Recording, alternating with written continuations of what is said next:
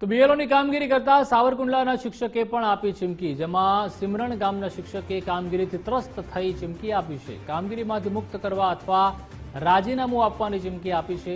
સાવરકુંડલા પ્રાંત કલેક્ટર અને મામલતદારને લેખિતમાં ચીમકી આપી. શિક્ષક ઇન્દ્રકુમાર કાનપરિયાએ લેખિતમાં ચીમકી આપી છે, જેમાં જબરજસ્તીથી ઓર્ડર કર્યો હોવાના આક્ષેપ સાથે ચીમકી આપી.